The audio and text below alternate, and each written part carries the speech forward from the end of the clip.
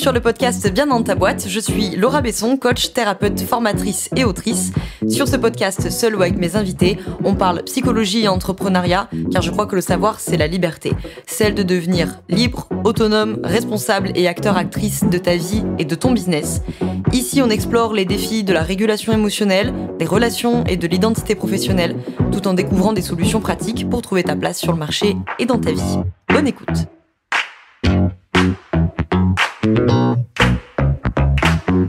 Bonjour à toi, bienvenue dans ce nouvel épisode du podcast Bien dans ta boîte. Aujourd'hui, je te retrouve avec un épisode du format debug, donc le format court de Bien dans ta boîte, pour sauter une épine du pied ou pour nourrir une réflexion.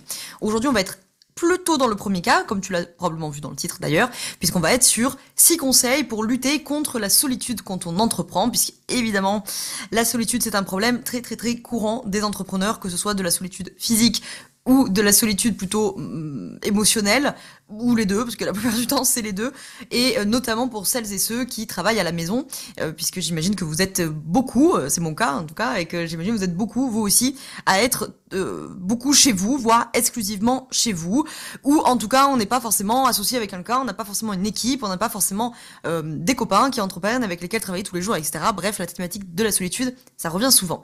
Et donc, en me voyant gesticuler, pour celles et ceux qui ont la vidéo, vous me voyez gesticuler avec mon bouquin, puisque je vais justement parler de 6 conseils donc pour lutter contre la solitude. Je parle de la question de la solitude dans le bouquin, donc je le montre face caméra pour celles et ceux qui ont la vidéo sous le nez. Mon livre donc Transforme ta vie d'entrepreneur. On a 18 thématiques répertoriées. Enfin, en fait, il y en aurait un peu plus que ça. Disons, il y a 18 chapitres, donc il y a 18 thématiques répertoriées qui sont 18 thématiques que j'ai vu le plus souvent passer ces dernières années en coaching sur les thématiques de bien-être au travail des entrepreneurs. Mais c'est vrai qu'à l'intérieur de ces chapitres, on évoque aussi plusieurs sujets. Donc en fait, on évoque un peu plus que ça, notamment la question de la solitude qui est évoquée dans la 3e partie qui concerne entreprendre avec ses émotions. Okay. Donc pour celles et ceux qui ont déjà le bouquin sous le nez, je suis page 119 pour celles et ceux qui veulent l'avoir sous le nez en même temps. Pour celles et ceux qui n'ont pas encore le livre et qui souhaitent se le procurer, on te met tous les liens dans la description pour l'avoir. Okay. Donc c'est toujours évidemment ce qui est formidable avec les bouquins, c'est que ça permet d'avoir accès à, là en l'occurrence, quasiment 6 ans de pratique des questions entrepreneuriales pour évidemment un tarif est beaucoup plus accessible, bien entendu, que du coaching ou que de la formation en ligne.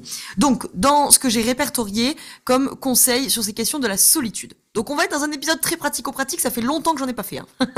Vous constaterez quand même que sur ce podcast, ça faisait un bail que j'avais pas fait un épisode du type 5 conseils pour 3 astuces, machin. Ça faisait un bail. Je me suis dit, il était grand temps, je sais que vous les aimez bien, ces épisodes très concrets, très pratico-pratiques. Bref, j'arrête de parler. C'est censé être un épisode court, Laura. Court, on a dit. Cap clair. 1. Premier conseil, première astuce, première possibilité, c'est de se constituer un réseau d'entrepreneurs pour faire croître son business, mais aussi son moral, n'est-ce pas? Donc, on peut participer, bien entendu, à des soirées réseautage. On peut créer du lien via les soirées réseau. Si les soirées de réseautage, vous n'en avez pas autour de chez vous, c'est mon cas, parce que je vis au fin fond de la forêt. Ou si vous aimez pas y aller, ou si c'est compliqué avec les enfants ou quoi que ce soit. Bon, on peut créer du lien via les réseaux sociaux. C'est quand même un avantage non négligeable. Beaucoup des entrepreneurs les plus proches de moi, clairement, sont des rencontres un peu 2.0, on pourrait dire ça comme ça, des rencontres digitales qui se sont formées en fait avec le temps. Ça a été des relations souvent de collaboration, pas toujours d'ailleurs, puis des collègues, et puis certains sont carrément devenus des amis. Le deuxième conseil, deuxième possibilité, c'est évidemment, bon celui-là je pense que je l'apprends en personne, d'aller travailler en coworking, bien entendu. Le concept, il est tellement populaire aujourd'hui que vous pouvez en trouver quand même dans beaucoup d'endroits, des coworking, même dans des petites villes. Il y a souvent la possibilité du paiement à l'heure, il y en a qui ont des possibilités de paiement à la journée. La plupart du temps, c'est des abonnements mensuels, mais des fois, vous trouvez des solutions comme ça à l'heure ou à la journée. Et donc, c'est évidemment une bonne solution pour pouvoir travailler à l'extérieur, rencontrer d'autres entrepreneurs et pour créer du lien. Au demeurant, troisième conseil, je m'adresse aussi à celles et ceux qui n'ont pas de coworking à côté d'eux, ou que c'est pas pratique d'y aller, ou qui n'ont pas le budget d'y aller, ou voilà, moi c'est mon cas, puisque encore une fois, je vis au fin fond de la forêt, donc autant te dire, des coworking, il y en a pas. Donc, si on n'a pas de coworking, ou encore une fois, qu'on n'a pas le budget pour y aller, eh bien, on peut très bien aller travailler dans un café. Donc, à défaut de ne travailler que entre entrepreneurs, vous pouvez aller au café et ça aura au moins le mérite de vous faire voir des gens, de vous faire sortir de chez vous, pourquoi pas de tisser du lien avec des personnes qui habitent près de chez vous et qui sont pas des entrepreneurs, certes, mais enfin nous ne sommes pas quand même obligés de baigner dans un entre-soi constant, hein, n'est-ce pas? Et pourquoi pas, on sait jamais, vous allez peut-être tomber sur d'autres indépendants qui auront eu la même idée que vous. Et croyez bien, encore une fois, je sais de quoi je parle puisque le savent ici, je vis quand même dans fin fond de la campagne. Hein. Vous connaissez des fois, vous avez des gens qui vous disent qu'ils vivent à la campagne, alors qu'ils vivent genre en banlieue de Lyon, Bordeaux, vous voyez. Genre, non, les campagnards, on se sait hein, entre nous. Quand on vit à la campagne, on vit au fin fond de la campagne. On vit dans des bleds de 2000 habitants. Bon. Donc évidemment, je n'ai pas de coworking là où je vis, c'est clair. Et clairement, j'ai pas. Quoique là, ça a changé depuis 2 mois. Mais jusqu'ici, les 4 dernières années, il y avait pas un café où t'allais boire ton matcha ou ton chai ou c'est pas l'ambiance. Ok, tu vas bosser au PMU. Figurez-vous que contre toute attente qu'on pourrait avoir un peu de préjugés, ou moi des fois j'ai des copains entrepreneurs qui étaient en mode genre non mais sérieusement tu prends ton ordinateur, tu vas bosser au PMU, vraiment.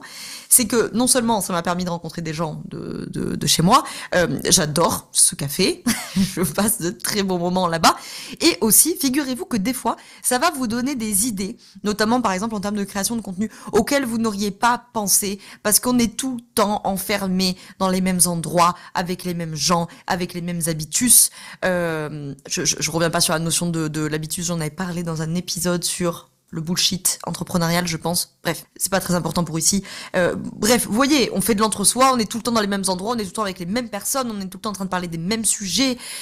Et donc là, du coup, bah, ça permet, parce que la plupart du temps, comme là, je prends l'exemple du coup du bar PMU, c'est un endroit qui brasse tout le monde. Tous les humains, toutes les classes sociales, tous les métiers, tous les emplois du temps, il y a tout le monde qui transite dans ce genre d'endroit.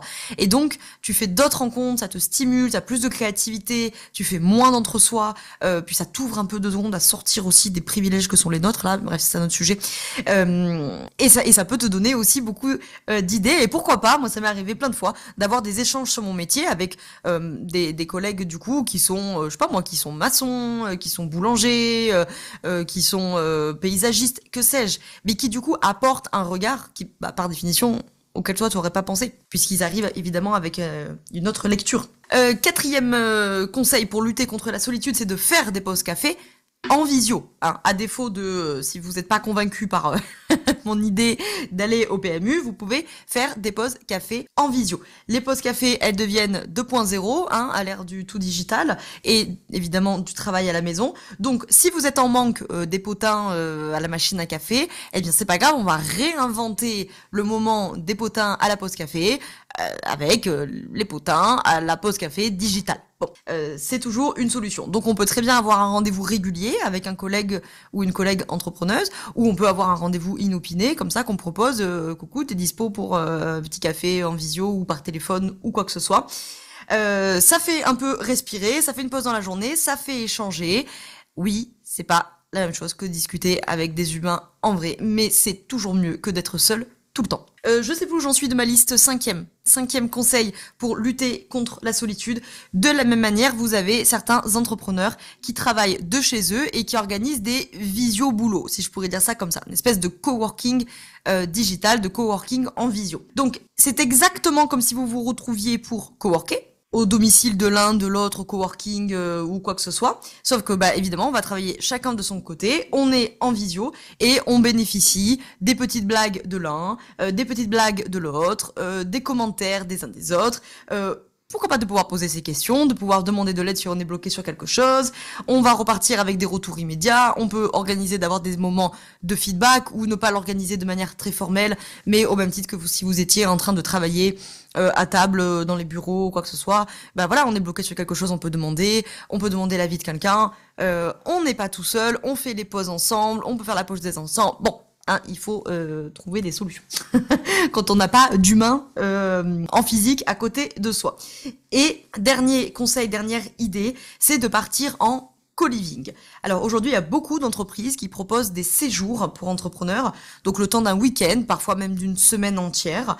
Il y a généralement une dizaine d'entrepreneurs et d'entrepreneuses, pourquoi pas une vingtaine, ça dépend, qui se retrouvent pour travailler, pour échanger, pour se rencontrer et pour changer d'air. Donc là, par contre, c'est vraiment le niveau du dessus, parce que pour le coup, évidemment, c'est un budget, c'est une organisation, donc vous pouvez partir avec des amis entrepreneurs à vous, ou vous mêler à un séjour où vous connaissez personne, ce sera l'occasion de rencontrer du monde. Et donc voilà, là c'est notre organisation, il faut partir pour le week-end, il faut partir pour la semaine, mais si vous en avez l'envie, la possibilité, que vous n'avez pas les enfants, problèmes de santé, que sais-je, et que vous avez le budget, franchement c'est une chouette expérience, vous allez rencontrer plein de monde, vous allez voir des entrepreneurs d'autres secteurs que le vôtre, qui ont d'autres manières de fonctionner, ça vous dépayse, ça change. Peut-être qu'on ne fait pas 15 fois par an, mais un peu de coworking, un peu de co-living, un peu le café, un peu les pauses café en visio, au téléphone ou quoi que ce soit.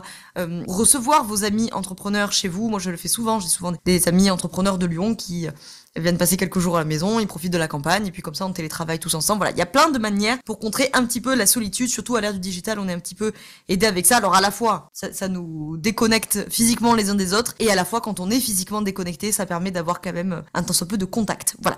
Donc j'espère que ces petits conseils t'auront donné peut-être quelques pistes. Je te remets, pour ceux qui sont en vidéo, le bouquin sous le nez. Pour les autres, je le redis, Transforme ta vie d'entrepreneur. C'est paru aux éditions Viber, et on a les liens dans la description si on veut se le procurer. Merci d'avoir écouté cet épisode, et je te dis à très vite. Ciao.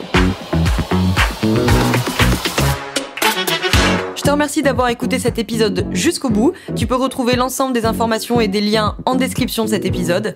Si tu as des idées, des suggestions, ou si tu as tout simplement aimé cet épisode et que tu veux me le dire, direction Apple Podcast pour laisser un commentaire et 5 étoiles. C'est ce qui permet au podcast d'aider plus de personnes, et ça permet aussi de me soutenir.